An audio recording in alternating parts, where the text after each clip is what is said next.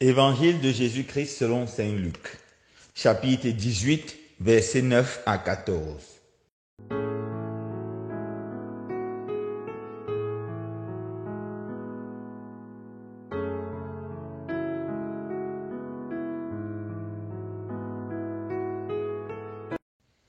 En ce temps-là, à l'adresse de certains qui étaient convaincus d'être justes et qui méprisaient les autres, Jésus dit la parabole que voici. Deux hommes montèrent au temple pour prier. L'un était pharisien et l'autre publicain, c'est-à-dire un collecteur d'impôts. Le pharisien se tenait debout et priait en lui-même. « Mon Dieu, je te rends grâce parce que je ne suis pas comme les autres hommes. Ils sont voleurs, injustes, adultères, ou encore comme ce publicain. Je jeûne 2 fois par semaine et je verse le 10e de tout ce que je gagne. » Le publicain, lui, se tenait à distance et n'osait même pas lever les yeux vers le ciel. Mais il se frappait la poitrine en disant, « Mon Dieu, montre-toi favorable au pécheur que je suis. Je vous le déclare. » Quand ce dernier redescendit dans sa maison, c'est lui qui était devenu un homme juste plutôt que l'autre. Qui s'élève sera abaissé, qui s'abaisse sera élevé. Acclamons la parole de Dieu. Louange à toi, Seigneur Jésus.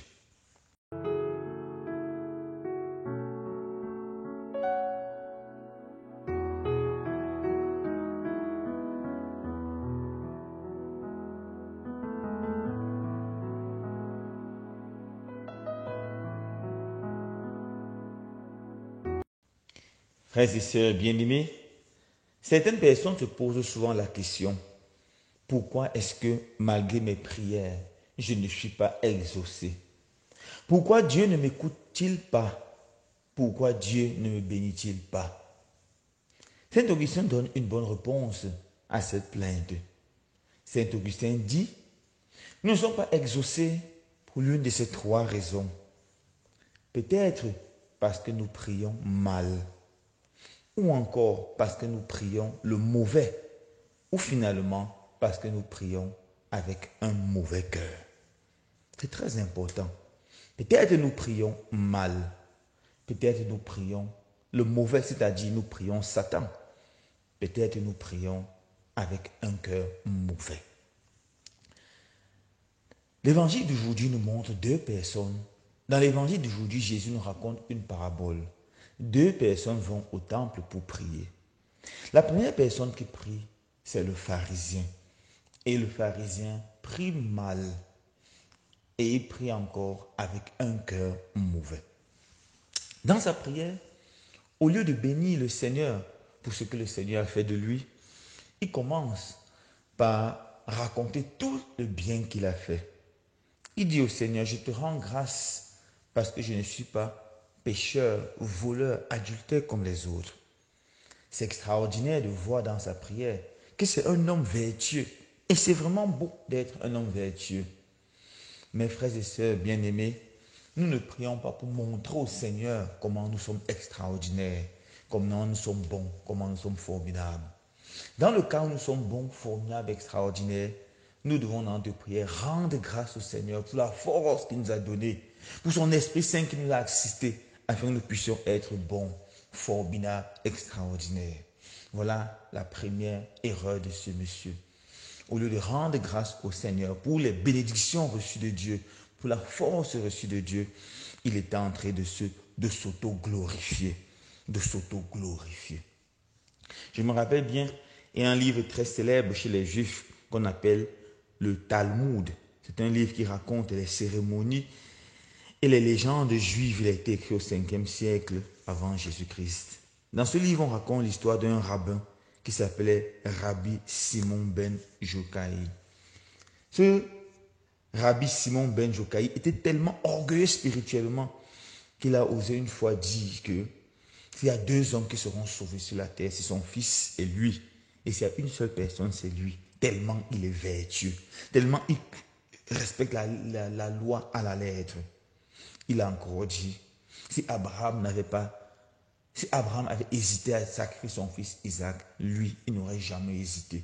il aurait immédiatement sacrifié en obéissance à la loi. Voilà une prière orgueilleuse où on vient montrer à Dieu que nous sommes justes, que nous sommes grands, que nous sommes extraordinaires. Voilà la première erreur. Au lieu de louer le Seigneur, il s'auto-glorifiait. Deuxième grande erreur de la prière de ce pharisien, c'est qu'il juge l'autre. Je ne suis pas comme ceux-là, ces pécheurs. Beaucoup de personnes, au lieu de se mettre en prière, au lieu de regarder le Seigneur et de regarder leur état, demander la grâce de leur conversion, ou bien quand ils pensent aux autres de prier pour demander la bénédiction des autres, profitent de leur prière pour juger, condamner les autres. Seigneur, je ne suis pas comme les autres qui ne prient pas, qui prient mal, qui sont les pécheurs, qui ne jeûnent pas pendant le temps de carême, qui ne font pas ceci, qui ne font pas cela. Moi, je paye la dîme, eux, pas du tout. Seigneur, je ne suis pas aussi misérable qu'eux. Voilà une très mauvaise façon de prier. Seigneur, je ne suis pas comme mon mari qui boit chaque fois. Seigneur, je ne suis pas comme ma femme qui passe le temps à mal parler de telle ou telle autre personne. Seigneur, je ne suis pas comme. En faisant ce genre de prière, nous sommes pires que ces personnes car nous jugeons. Certaines personnes aussi, pendant leur prière, invoquent le feu de Dieu sur les autres. Ils demandent au Seigneur de punir ceux qui les ont offensés.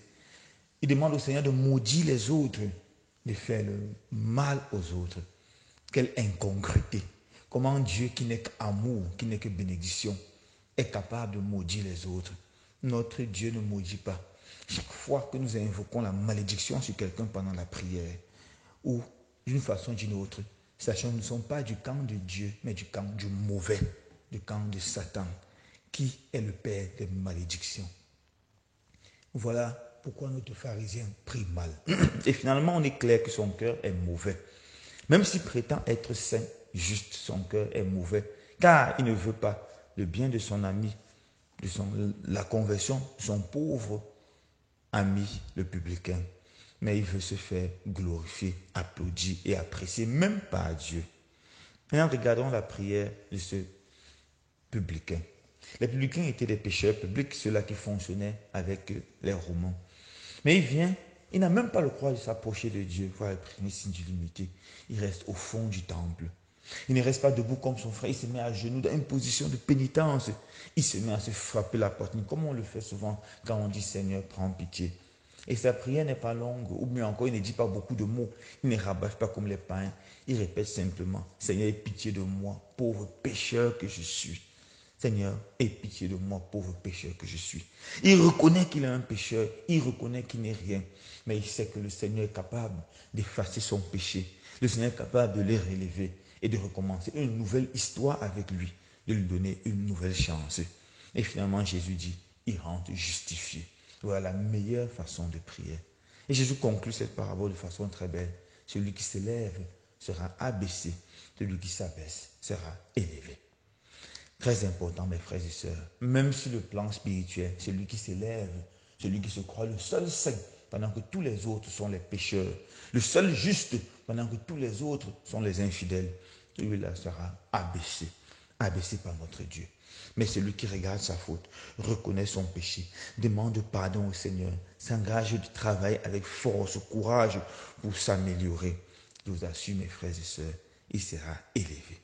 Que le Seigneur donne pendant ces temps de carême l'humilité spirituelle. Que nous sachions que nous ne sommes rien devant le Seigneur. Et que nous prions au Seigneur de nous élever. Que nous prions le Seigneur de bénir et de sanctifier également nos frères et sœurs. Loué soit Jésus-Christ.